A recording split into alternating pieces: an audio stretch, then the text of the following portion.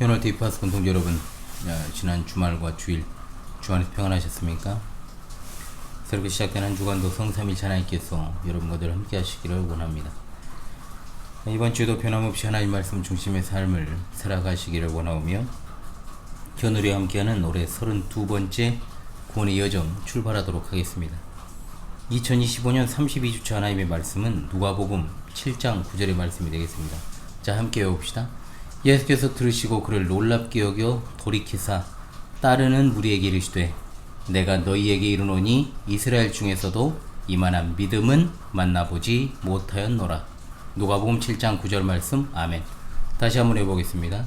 예수께서 들으시고 그를 놀랍게 여겨 돌이키사 따르는 무리에게 이르시되 내가 너희에게 이르노니 이스라엘 중에서도 이만한 믿음은 만나보지 못하였노라.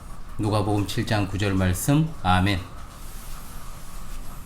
백부장의 종을 치유하신 예수님이라는 제목으로 이번 주 말씀 해설을 진행하겠습니다. 먼저 강설 본문을 낭독하죠. 해설 본문입니다. 누가복음 7장 1절로 10절의 말씀을 제가 낭독하도록 하겠습니다. 누가복음 7장 1절로 10절입니다. 예수께서 모든 말씀을 백성에게 들려주시기를 마치신 후에 가버나움으로 들어가시니라. 어떤 백부장의 사랑하는 종이 병들어 죽게 되었더니 예수의 소문을 듣고 유대인의 장로 몇 사람을 예수께 보내어 오셔서 그 종을 구해 주시기를 청한지라.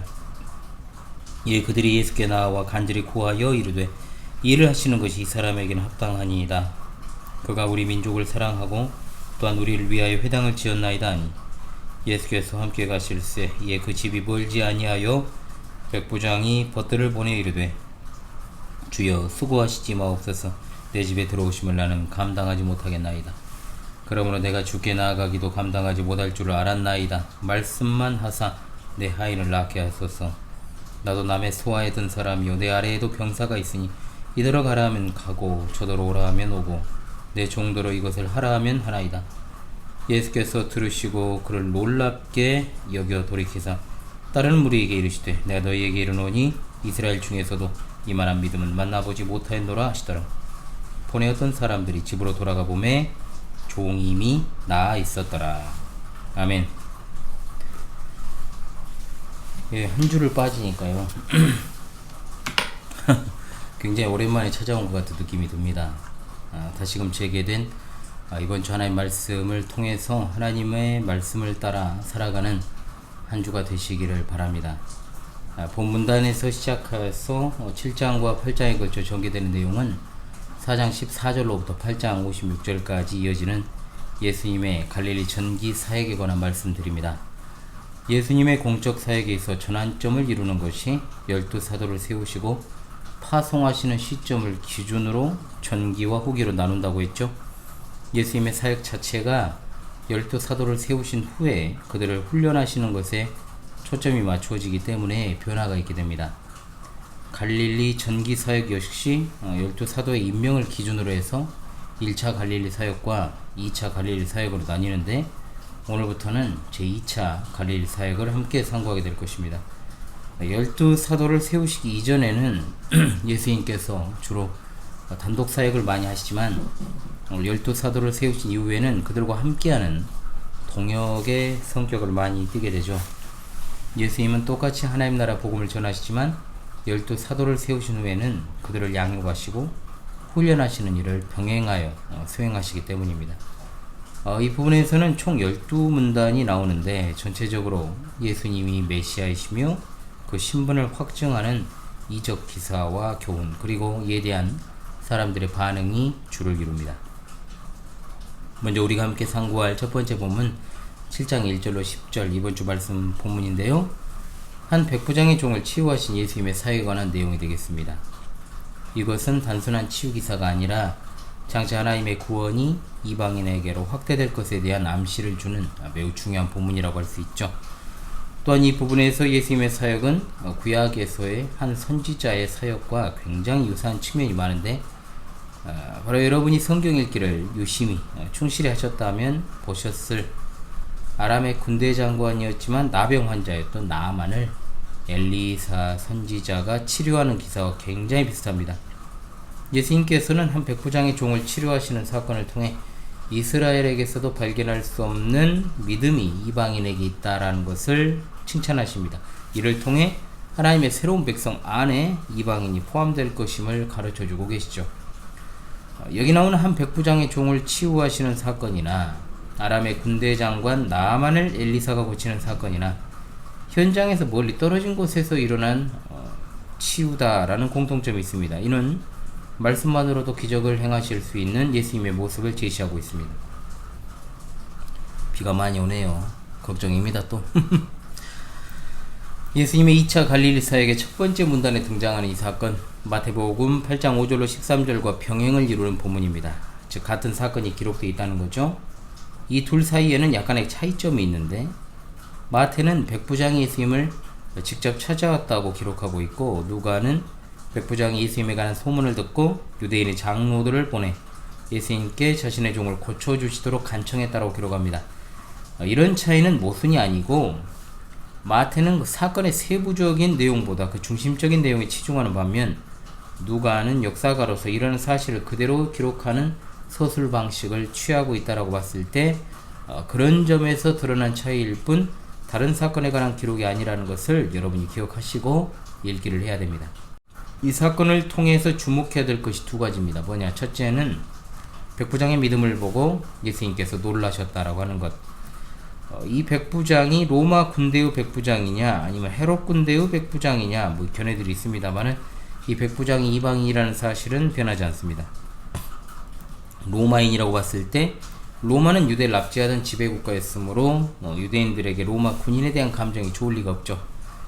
그런데 놀랍게도 이 백부장은 유대인들을 사랑하여 장로들의 신뢰를 받을 정도였다.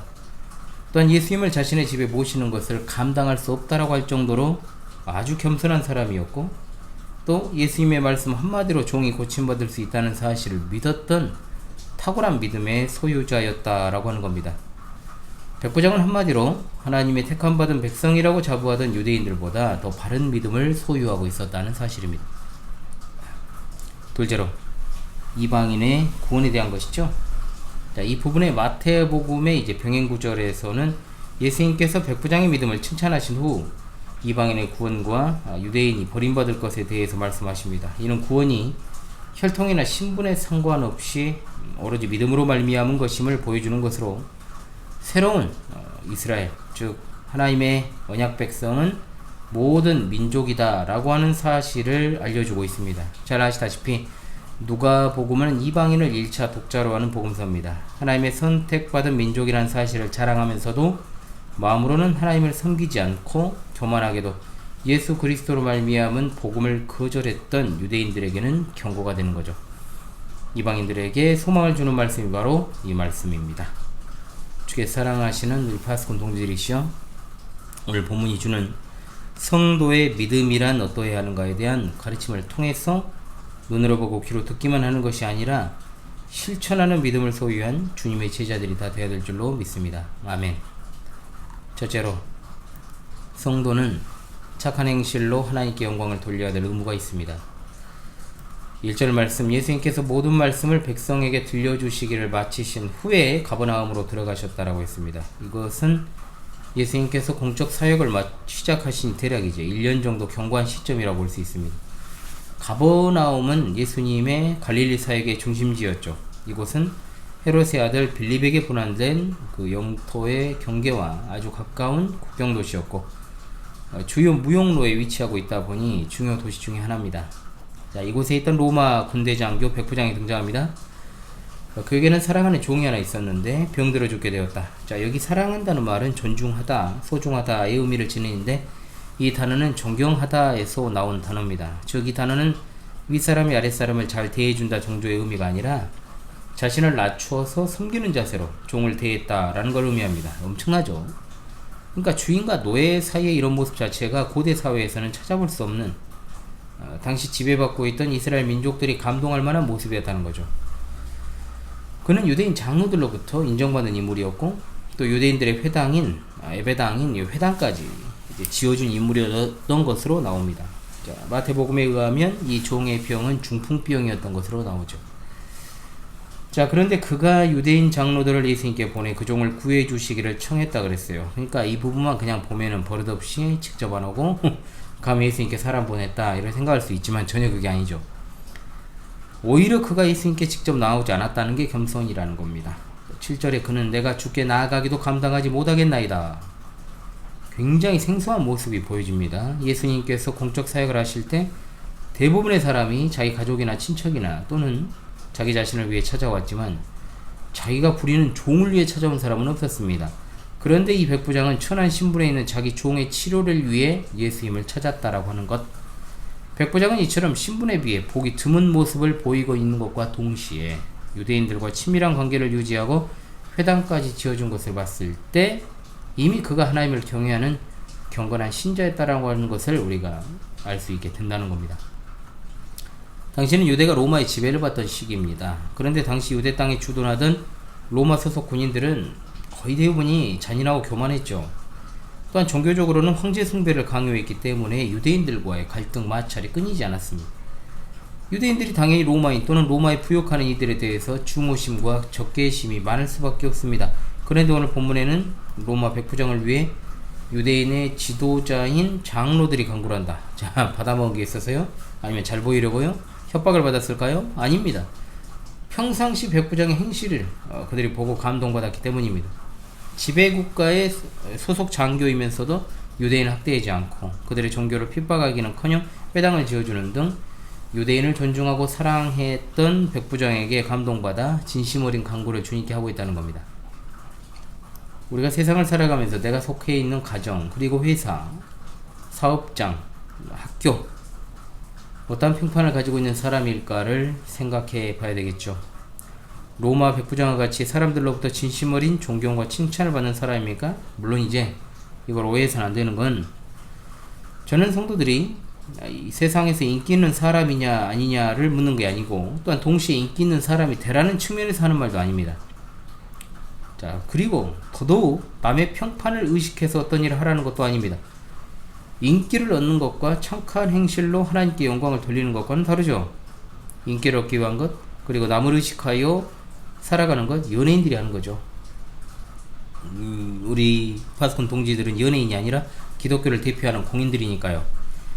여러분은 각자 영역에서 기독교의 참다운 진리임을 지도교가 그 진리란 사실을 여러분의 입술로 그보다는 더 삶으로 보여주는 증인들입니다. 생각해 보십시오. 교회에서는 존경받는 장로님, 권사님, 집사님, 신실한 청년, 사랑받는 청소년, 사랑받는 어린이. 그런데 세상에서는 고지식하고 꽉 막힌 꼰대, 돈밖에 모르는 인간, 속물, 자기밖에 모르는 이기주의자, 게으른 인간, 도라이, 사이코, 성질 더러운 사람, 꼬라지 사나운 녀석, 걸핏하면 욱하는 인간, 이런 소리를 들으면 어떻게 될까요? 단적인 예로 말입니다. 복음은 언제나 진리였습니다. 그러나 왜 이 시대 복음이 외면받고 교회가 손가락질 당하고 하나님의 이름이 쉽사리 모독받는 현실이 되었을까요? 과연 그것이 이단이나 사이비 같은 기독교를 갉아먹는 해충들 때문이라고 생각하십니까? 아닙니다. 교회 안에 소속만 되어 있는 위선, 형식적 신자들이 세상에서 착한 행실을 하여 하늘에 계신 하나님을 섬기고 또한 영광을 돌리는 일보다는 종교적 고색만을 갖추고 세상과 똑같이 아니 그보다 훨씬 더 세속적인 모습으로 사역을 추구하고 세상적인 가치관을 따르면서 주님의 이름을 팔고 있기 때문입니다. 여러분께는 그런 모습이 없을 줄로 믿습니다. 만 예수 그리스도로 말미암아 구원받은 죄인임을 우리가 인식하고 언제나 겸손하고 합당하고 참 바른 자세로 하나님을 섬기고 이웃을 섬기는 사랑으로 살아가도 모자랄 판에 예수님을 믿지 않는 사람들과 어울려서 똑같은 말을 하고 똑같은 사고방식을 취하고 똑같이 욕하고 똑같이 운세나 보고 사주니 팔자니 하고 다니면 안 되겠죠, 당연히. 그런 어떤 세상 틈바구니 속에서 기독교가 조롱을 받고 있는 이런 현실이 벌어졌다라고 하는 겁니다. 자, 복음 전도가 될 리가 없죠. 자, 전도가 될 리가 없습니다. 자, 누구 하나 교회 데려와도 그런 사람들은 본인 신앙이 온전하지 않기 때문에 대부분 오히려 데려온 사람하고 같이 미꾸라지처럼 물을 흐려버리다가 교회를 이탈하는 경우들이 많습니다. 너무나도 많이 봤죠, 제가 그런 것들을. 여러분은 일상에서 착한 행실로 그 빛을 사람에게 드러내므로 하나님의 영광을 드러내고 계십니까? 아니면 예수님 안 믿는 사람들하고 뭐 특별히 다를 것 없는 방식으로 살아가지만 종교적 형식을 정확하게 갖추어서 살아가는 사람은 아닙니까? 잘 생각해 보십시오. 나는 과연 그리스도인인가? 아니면 그리스도인 척하는 종교인인가? 이 시대 기독교인 가운데 10분의 1이 아니라 100분의 1이라도 백부장의 행실에 반의 반이라도 따라갈 수 있는 사람이 있었다면 기독교가 이렇게 무참하게 비난받고 조롱받는 현실이었을까? 한번 생각해 본다는 거죠. 파스콘 동지 여러분, 예수님을 믿기 이전에 더럽고 추악한 행실로부터 그리고 그것에 잠재된 모든 요소로부터 우리가 벗어나야 될 것입니다. 복음을 머리에 집어넣는 어떤 우격다짐식으로 믿지 말고 그것이 내 삶 가운데 선한 행실과 언어로 드러나야 된다는 겁니다. 성경에서 착하다라고 하는 것은 어떤 도덕적인 행실이 착한 것을 단순히 말하는 게 아닙니다. 예수님을 바르게 믿는 것이 착한 거예요. 그럼 나쁜 게 뭐냐? 예수님을 안 믿는 것이 나쁜 것이고 예수님을 믿는 척하면서 똑바로 안 믿는 것이 나쁜 것입니다. 악한 거죠. 우리가 예수님을 성경에 계시된 대로 똑바로 믿게 될 때 하나님의 영광도 아울러 드러납니다. 간절히 원합니다. 하나님 보시기에 아름다운 성도들이 먼저 되십시오. 일주일에 한 번이나 두 번 보는 목사나 또는 성도들 앞에서만 아름다운 그런 모습은 그리스도를 따르는 제자에게서는 절대로 찾아볼 수 없는 위선적 모습입니다. 예수님은 위선과 외식을 정말로 끔찍이도 싫어하심을 잊지 맙시다. 마태복음 5장 16절의 말씀, 이같이 너희 빛이 사람 앞에 비치게 하여 그들로 너희 착한 행실을 보고 하늘에 계신 너희 아버지께 영광을 돌리게 하라. 아멘. 아유, 그 눈이 또 필요해. 둘째로 매사에 겸손한 것이 성도의 인품입니다. 6절에 예수님께서 백부장의 부탁을 전하러 온 유대 장로들의 간청을 들으시고 백부장의 집으로 가십니다. 그런데 놀라운 일이 벌어지죠. 백부장이 친구들을 보냅니다. 그래서 뭐라고 하는 거 아니? 주여 수고하시 마옵소서. 내 집으로 들어오심을 나는 감당하지 못하겠나이다. 감당하지 못한다는 말의 의미는 자신의 무가치함을 느낄 때 사용하는 말입니다. 유대 장로들이 백부장을 칭찬했지 않습니까? 그는 주님의 은혜를 받기 합당한 사람이다. 그럴 만한 사람이라고 말이죠. 그런데 이 백부장은 이렇게 사람들로부터 칭찬받고 평판이 좋은 사람임에도 내가 그럴 만한 위치에 있다는 말과 태도를 취하지 않고 오고 계시는 예수님께 친구들을 보내서 이렇게 자신이 무가치하다라는 것을 인정하면서 오시지 말라고 한 거예요. 얼마나 겸손합니까? 동시에 얼마나 우리 주위에는 진짜 이 겸손이라고 하는 것을 물에다가 밥 말아먹듯 먹어버린 교인들이 많은지 몰라요. 그 당시 로마 군대의 백부장이 별것 아닌 존재가 아니잖아요. 거느린 병력 수를 따지면 중대병력에서 대대병력 정도 되는데 그 당시 로마라고 하는 이거는 부대마다 다를 수 있습니다. 그 당시 로마라고 하는 패권국가 식민지에 파견된 백부장이라면 아무나 할 수 없는 거죠. 중류계급 이상의 지식인들이고요. 심지어 그들은 군인들의 투표로 결정되기 때문에 인품이나 통솔력이나 식견이나 용맹 이런 어떤 지휘관의 자질이 없으면 임관 자체가 어려웠던 백부장. 이처럼 훌륭한 배경을 지닌 백부장의 모습을 통해서 우리가 무엇을 배워야 하느냐? 바로 식민지 점령군의 장교로서 으스대고 교만한 게 아니라 유대 식민지의 관습을 존중하고 무명 인사였던 주님 앞에서 자기를 이렇게 낮추었다라고 하는 겁니다. 거침없이 다인 씨는 주님에 비해 그의 집은 저택이었겠죠. 그런데 그가 하는 말은 예수님은 내가 감당할 수 없다. 우리 주님을 따르는 자들은 대개 이와 같습니다. 주님의 성품을 닮아가기 때문에 주님께서 하신 말씀은 나는 겸손하고 온유하니 나의 멍에를 베고 내게 배우라. 그리하면 너희 마음이 쉼을 얻으리라. 아멘. 예수님보다 겸손한 사람은 없습니다. 그분은 하나님의 보좌 우편에 영광스러운 자리를 버리시고 낮고 낮은 이 땅에 죄악된 인간의 모습으로 오셔서 죄가 하나도 없으신 그분이 우리같이 더럽고 추악하기 짝이 없는 하나님의 택하신 백성들을 위해서 목숨을 버리신 분이기 때문입니다. 그분을 따르는 제자들은 그러므로 모두가 겸손해야 됩니다. 스스로를 낮춰야 됩니다. 상대방이 가난하다고 무시하지 말고 나아가 어리다고 얕보지 말고 외모가 별로라고 하찮게 여기지 말고 모두가 하나님께서 자기 형상으로 지으신 자들임을 인식하며 겸손한 자세로 세상을 바라봐야 됩니다. 우리 주님은 어린아이와 같이 자기를 낮추는 그가 천국에서 큰 자라 하지 않았습니까? 이 땅에서 높임받으려 하지 마십시오. 우리 주님이 나 같은 죄인을 위하여 목숨을 버리시기 위해 하늘 보좌를 버리고 땅에 내려오셨다는 그 사실 앞에서도 여전히 겸손하지 못할 수가 있겠습니까? 과연 우리 주님의 성품을 닮아가는 제자들은 겸손해야 됩니다. 살아가다 보면 자존심 상하는 일 많죠. 인격적으로 모욕당하는 일도 심심치 않게 있습니다. 그러나 우리 주님보다도 수치와 모욕을 당한 분은 없다는 것을 기억하고, 또한 주님께서 우리의 모든 그 수치와 모욕을 대신 담당하셨다는 것을 깊이 생각하면서 구원받은 죄인으로 마땅히 겸손한 자세로 신앙생활을 하실 수 있기를 간절히 원합니다. 아멘. 셋째로, 성도는 삶과 분리되지 않는 구체적인 믿음을 가져야 됩니다.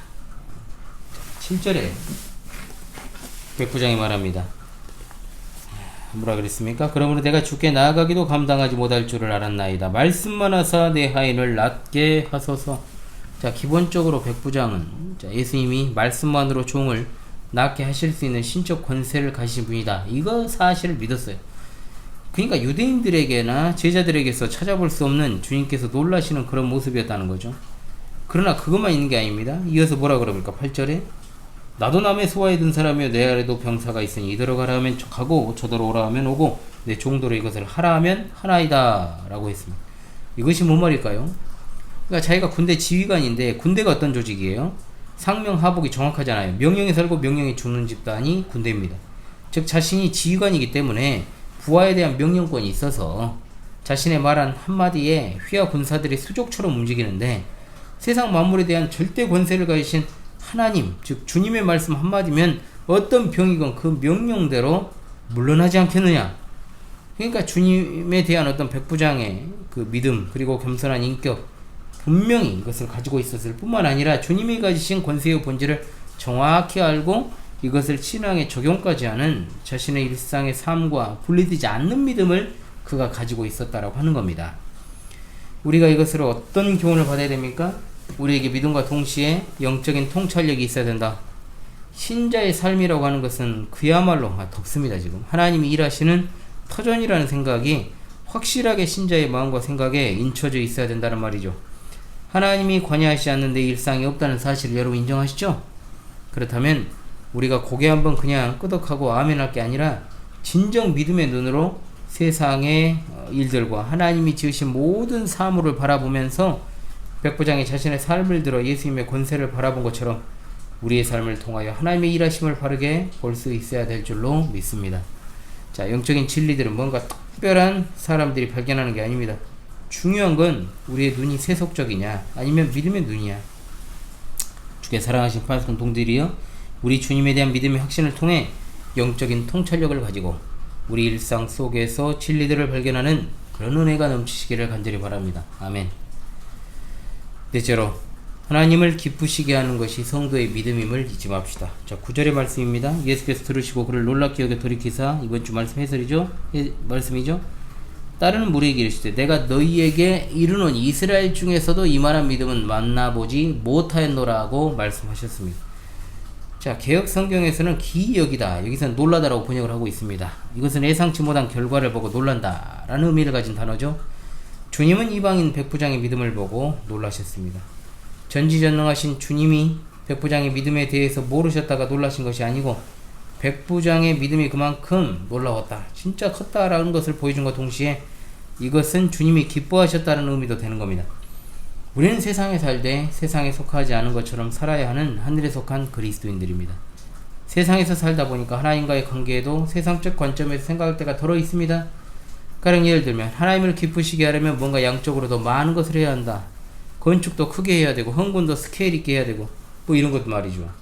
그러나 성경을 통해 이런 생각들이 얼마나 하나님의 뜻과는 거리가 먼 것인가, 이걸 갖다가 알 수 있게 됩니다.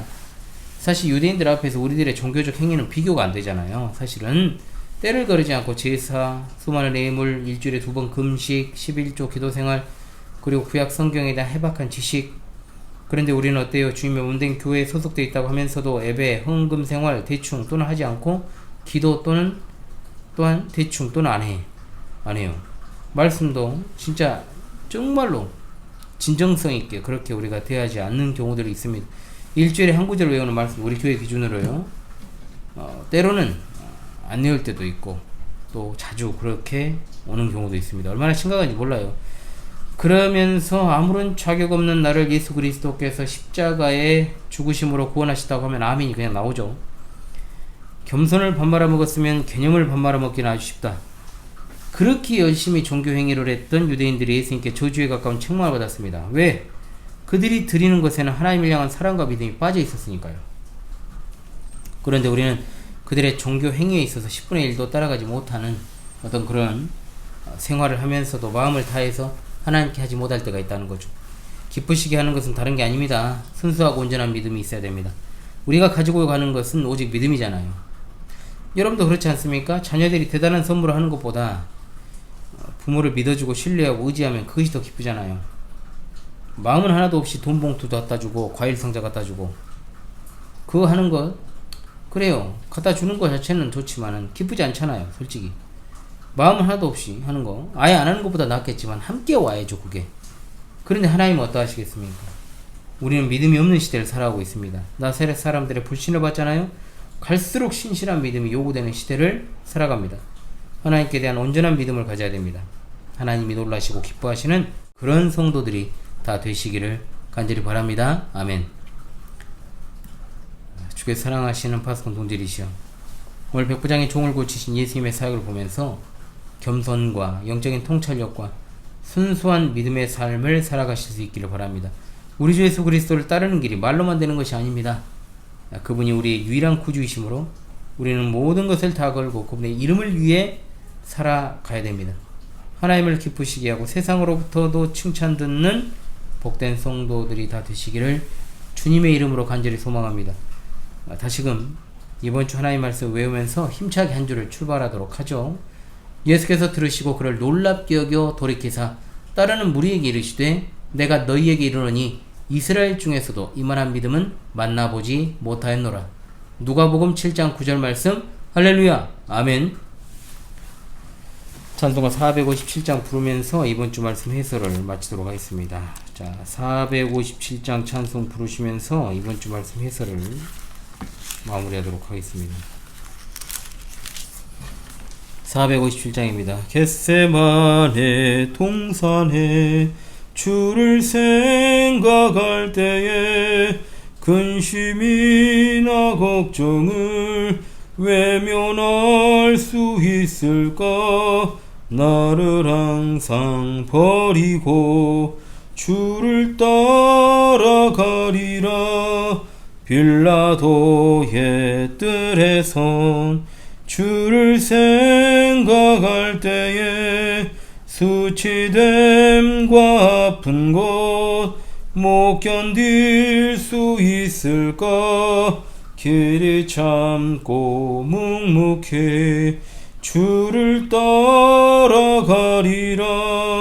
갈보리산 올라간 주를 생각할 때에 나의 받는 괴로움을 비교할 수 없으리. 십자가를 지고서 주를 따라가리라. 무덤에서 부활한 주를 생각할 때에 환난이나 죽음도 두려울 것 없으리. 승전가를 부르며 주를 따라가리라.